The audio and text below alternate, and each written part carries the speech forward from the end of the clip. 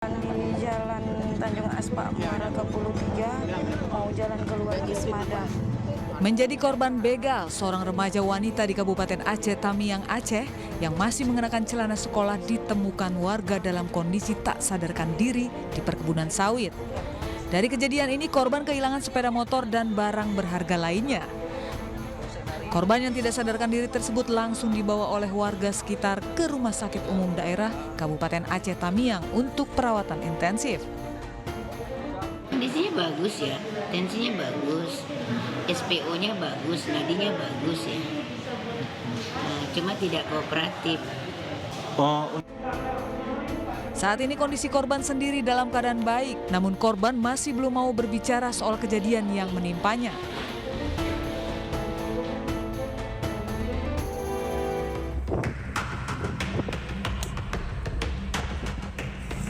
Ratusan warga rela antri berjam-jam dari pagi untuk mendapatkan minyak goreng sesuai harga yang ditentukan pemerintah di salah satu agen sembako di wilayah Cilame, Kota Serang, Banten. Warga pun sempat berebut untuk mendapatkan nomor antrean meski pembelian dibatasi hanya 15 dus setiap pembeli.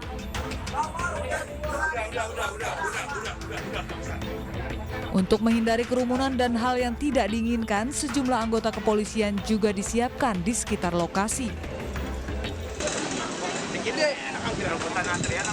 Enggak, itu hanya ada orang minta nomor antrian, ya. Padahal nomor antrian itu sudah dibagi.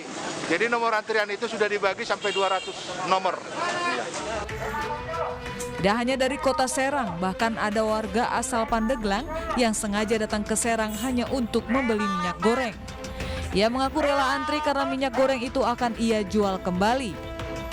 Di pasar Malangka minyaknya, soalnya sempat dibilang murah-murah, jadi barangnya ditahan kayaknya sama orang-orang. Emang ini berapa harganya, Pak? 168 per dus. Aduh, nggak ada kalkulator, bisa ngitung. Per liternya berapa harganya? Kalau jual lagi 16 kayaknya di pasar. Sekarang? Iya. Warga berharap kelangkaan minyak bisa segera berakhir.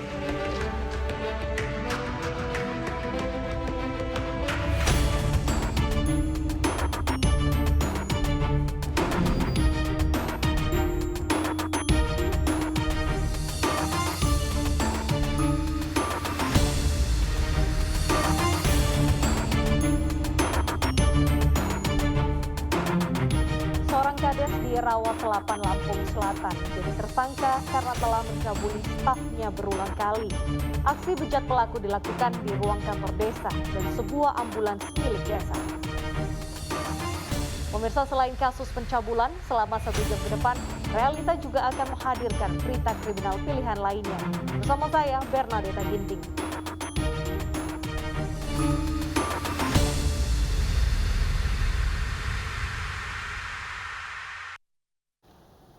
Demi sebuah konten di media sosial, sekelompok remaja membawa senjata tajam celurit menakut-nakuti pengendara di jalan raya. Karena video viral, aparat kepolisian Polrestabes Surabaya langsung mengerahkan anggotanya untuk menangkap para pelaku serta pengunggah video tersebut.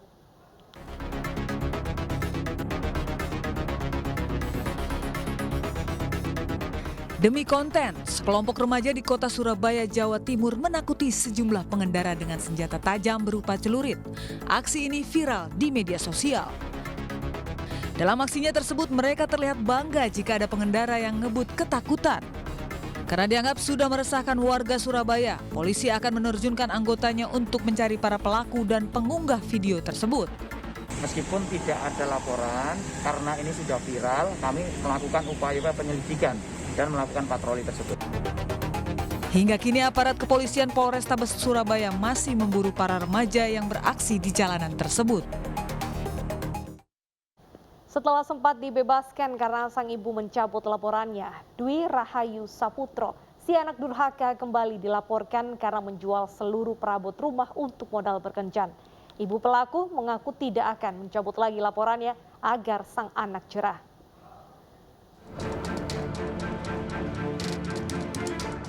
Dwi Rahayu Saputro, si anak durhaka yang tega menjual barang-barang milik ibunya tanpa izin, kembali ditangkap oleh jajaran Satreskrim Polres Bantul. Dwi ditangkap untuk kedua kalinya. Selain kerap menjual perabot, Dwi juga melakukan penganiayaan pada ibunya jika permintaan uang tidak dikabulkan. Pria yang tengah dimabuk cinta ini menjual perabotan untuk modal berkencan dengan kekasihnya yang tinggal di Ngawi, Jawa Timur. Saya kan sayang sama pacarnya saya. Nah itu saya gimana mas? Nah, kalau mau makan itu kan nggak enak sama orang tuanya itu. Maksudnya kebutuhan itu harus megang uang sendiri itu loh mas. Kok sempat mendoakan agar ibumu cepat meninggal? Ada itu kenapa? Ya saya khilaf mas. Saya kan posisi kan baru marah gitu. Marahnya kenapa? Marah minta uang nggak dikasih. Kan Diam kalian kayak mati nyawamu kak angel dijabut-jabut. Nah, terus salah ibumu apa kalau kemudian kamu kok minta ibu terus meninggal, apa terus kemudian sertifikat itu bisa balik kalau bisa ibu meninggal? Ibu nggak salah pak, yang salah saya. Beberapa bulan sebelumnya, orang tua pelaku Paliem sempat melaporkan ke polisi karena putranya menjual seluruh perabot rumah tangga, mulai dari meja, kursi, almari, daun pintu, bahkan genteng rumah. Namun Paliem mencabut laporannya ke polisi karena sang anak minta maaf dan berjanji tidak akan mengulangi perbuatannya.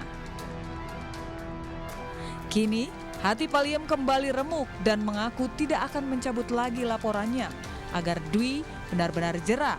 Diakui ibunya, sejak berpacaran putra sematawayangnya ini kerap berbohong dan suka minta uang.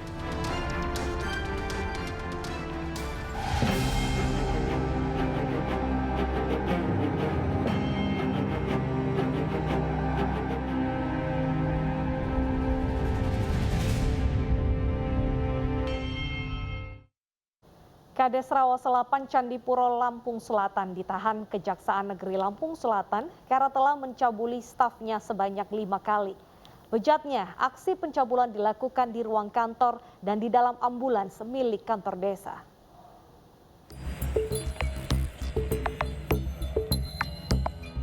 Kejaksaan Negeri Lampung Selatan mengamankan Kepala Desa Rawas 8, Kecamatan Candipuro, Lampung Selatan yang diduga mencabuli stafnya. Pelaku saat ini sudah ditetapkan tersangka, ditahan di Mapores Lampung Selatan. Kepada polisi, pelaku mengaku sudah mencabuli korbannya sebanyak 5 kali di kantor desa Rawas 8 dan di dalam mobil ambulans.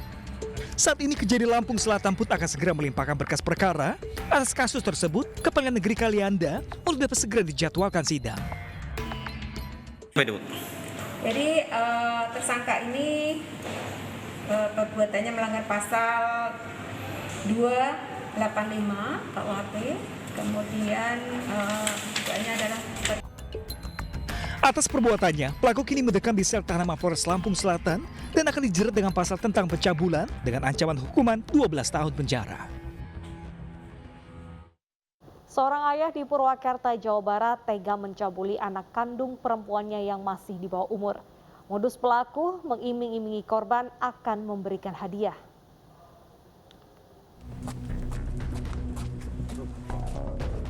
Seorang ayah di Purwakarta, Jawa Barat terpaksa harus berurusan dengan kepolisian Polres Purwakarta karena tega mencabuli anak kandungnya sendiri yang masih di bawah umur.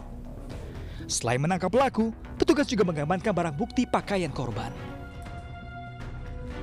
Kejadian berawal saat korban sejak kecil tinggal bersama ibunya karena pelaku dan istrinya telah bercerai. Bertemu dengan pelaku karena korban akan tinggal bersama pelaku. Pelaku yang tergoda kecantikan anaknya mengiming-imingi akan memberikan hadiah kepada korban hingga korban mau mengikuti keinginan pelaku. Kasus ini terungkap setelah korban bercerita kepada ibu kandungnya. Tak terima, ibu korban lalu melaporkannya ke Polres Purwakarta. Kenapa?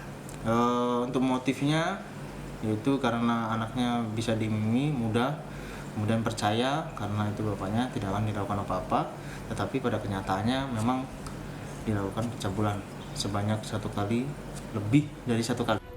Akibat perbuatannya, pelaku dijerat pasal tentang perlindungan anak dengan ancaman hukuman 20 tahun penjara. Kepolisian Resort Bojonegoro, Jawa Timur meringkus seorang pelaku persetubuhan terhadap anak di bawah umur. Ironisnya korban sekaligus anak tirinya telah disetubuhi pelaku hingga 5 kali. Atas perbuatannya pemirsa, pelaku terancam hukuman 15 tahun penjara.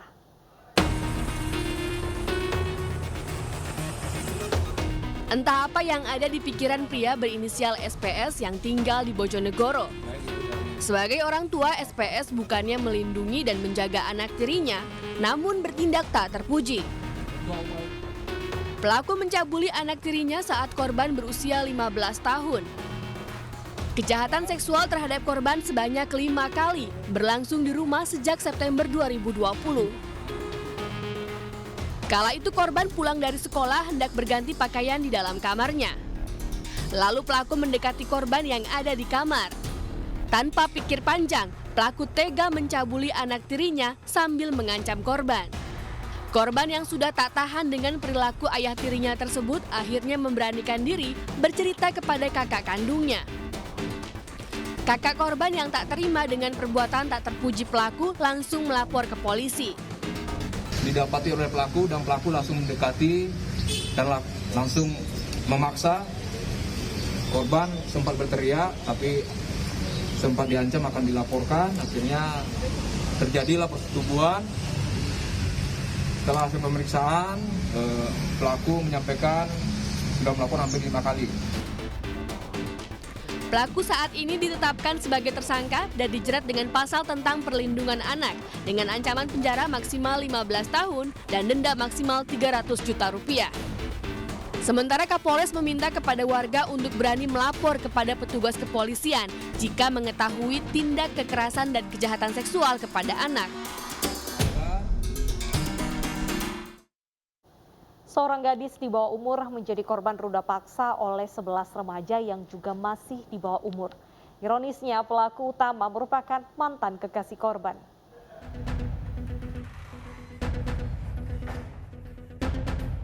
A, 18 tahun, salah satu pelaku pencabulan terhadap seorang gadis di bawah umur yang merupakan mantan pacarnya, diamankan kepolisian Polres Majalengka. A ditangkap setelah dilaporkan orang tua korban yang melihat video asusila anaknya yang diruda paksa secara bergantian oleh A dan teman-temannya. Sebelumnya korban diajak bertemu dan pesta miras oleh A. Korban diancam jika tidak mau menemui A, maka video asusila mereka saat pacaran akan disebar. Setelah korban datang, A dan teman-temannya meruda paksa korban secara bergantian. Sementara para pelaku lainnya yang rata-rata berumur 12 hingga 15 tahun ini kini sudah diamankan polisi dan dalam pemeriksaan. Betul, semuanya di bawah umur. Untuk korban sendiri itu adalah mantan pacar dari pelaku utama. Ternyata di tempat tersebut saudara A tersangka sudah menyiapkan minuman berupa ciu. Jadi mereka mabuk bersama. Pesta miras itu? Betul. Setelah itu mabuk, barulah tersangka saudara A menghubungi rekan-rekan yang lain. Menawarkan untuk berhubungan badan juga dengan korban. Akibat perbuatannya, A dijerat Undang-Undang Perlindungan Anak dengan ancaman hukuman maksimal 15 tahun penjara. Seorang anggota polisi diberhentikan secara tidak hormat karena terbukti meruda paksa seorang mahasiswi di Banjarmasin, Kalimantan Selatan. Tidak hanya diberhentikan dari kepolisian, pelaku juga dihukum pidana selama 2 tahun 6 bulan penjara.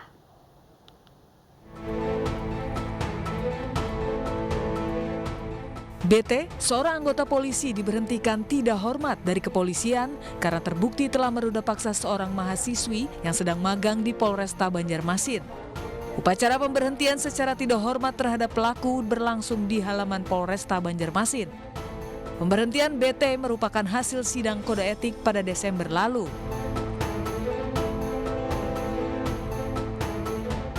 Kasus pemerkosaan tersebut berawal saat pelaku berkenalan dengan korban yang magang di Sat Narkoba Polresta Banjarmasin. Beberapa kali pelaku mengajak korban pergi berdua, namun selalu ditolak korban. Merasa tidak enak selalu menolak, akhirnya korban menerima ajakan pelaku untuk makan di luar kantor. Bukannya ke tempat makan, pelaku malah membawa korban ke sebuah hotel dan langsung meruda paksa korban di sebuah kamar hotel. Kasus ini viral setelah korban curhat di media sosial. Korban kecewa dengan vonis ringan yang dijatuhkan terhadap pelaku.